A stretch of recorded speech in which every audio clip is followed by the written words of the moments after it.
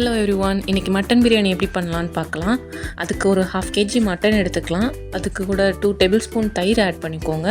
அது கூட இஞ்சி பூண்டு பேஸ்ட்டு 2 டேபிள் ஸ்பூன் ஆட் பண்ணிவிட்டு, ஒரு 1/2 டீஸ்பூன் மஞ்சப்பொடி, 2 டீஸ்பூன் மல்லிப்பொடி, அதுக்கடுத்து சில்லி பவுடர் ஒரு 1 டேபிள் ஸ்பூன் ஆட் பண்ணி, கரம் மசாலா ஒரு 1/2 டீஸ்பூன் ஆட் பண்ணிக்கோங்க. இது கூட பிரியாணி மசாலா ஒரு 1.5 டேபிள் ஸ்பூன் ஆட் பண்ணிக்கோங்க.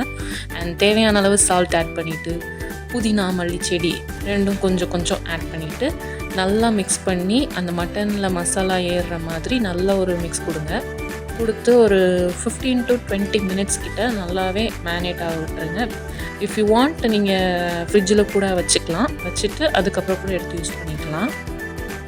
மேரினேட் பண்ண மட்டனை இப்போ ஓரமாக எடுத்து வச்சிடலாம். இப்போ ஸ்டவ் ஆன் பண்ணி ஒரு குக்கரில் ஆயில் ஆட் பண்ணிக்கலாம். ஆயில் கூட கொஞ்சமாக நெய் ஆட் பண்ணிக்கோங்க. அண்டு அது கூட பட்டை, கிராம்பு, ஏலக்காய், பிரிஞ்சி இலை, இந்த மாதிரி பிரியாணிக்கு தேவையான என்ன ஸ்பைசஸ் அவைலபிளாக இருக்கோ அதை எடுத்துக்கோங்க. என்கிட்ட கல்பாசி இருந்ததுனால அதை மட்டும் எக்ஸ்ட்ராவாக ஆட் பண்ணியிருந்தேன். உங்ககிட்ட ஸ்டார் அனீஸ்லாம் இருந்துச்சுன்னா அது கூட ஆட் பண்ணிக்கலாம். இன்னும் ஃப்ளேவர் அது எக்ஸ்ட்ராவாக உங்களுக்கு கொடுக்கும். அண்டு அதுக்கப்புறம் ஆனியன் ஆட் பண்ணிக்கோங்க. நான் இங்கே ஒரு பெரிய ஒரு ஆனியன் எடுத்திருக்கேன். ஒரு பெரிய சைஸ், பிக் சைஸ்ன்னு வச்சுக்கலாம். அண்ட் இதை நல்லாவே ஆயிலில் ஃப்ரை பண்ணுங்கள். ஓரளவுக்கு ஆனியன் நல்லா வதங்கினதும் இஞ்சி பூண்டு பேஸ்ட் ஆட் பண்ணிக்கோங்க. அண்ட் இது ஓரளவு அந்த பச்சை ஸ்மெல் போகிற வரைக்கும் அதை நல்லா வதக்கிட்டு ஒரே ஒரு பச்சை மிளகாய் ஆட் பண்ணிக்கோங்க.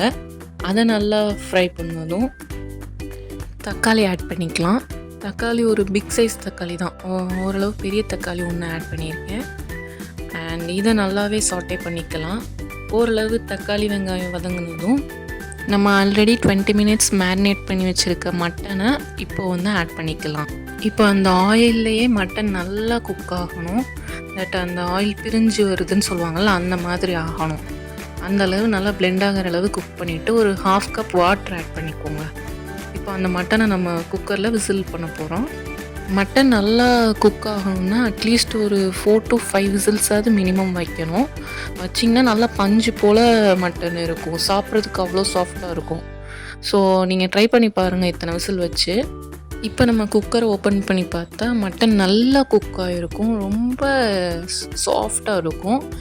அண்ட் அது கூட ஒரு 15 மினிட்ஸ் நல்லா ஊற வச்சுருந்த ஜீரக சம்பா அரிசி ஆட் பண்ணுறேன். இது 1 கப் ஆட் பண்ணியிருக்கேன். ஒரு 1/2 kg மட்டனுக்கு 1 கப் ஆட் பண்ணிங்கன்னா நல்லாவே ஃப்ளேவர்ஃபுல்லாக இருக்கும்.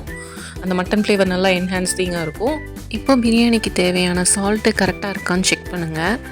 அது செக் பண்ணிவிட்டு தேவைன்னா எக்ஸ்ட்ரா ஆட் பண்ணிக்கலாம். இந்த இடத்துல அந்த பிரியாணியில் இருக்கிற வாட்டரை ஒரு ட்ராப் நம்ம டேஸ்ட் பார்க்கணும். அது நல்லா உப்பு கரிச்சி இருக்குது, கொஞ்சம் உப்பு தூக்கலாக இருக்குதுன்னா கரெக்டான சால்ட் அளவு. கம்மியாக இருக்குது, பிளண்ட்டாக இருக்குதுன்னா நீங்கள் எக்ஸ்ட்ரா ஆட் பண்ணிக்கலாம் இந்த இடத்துல.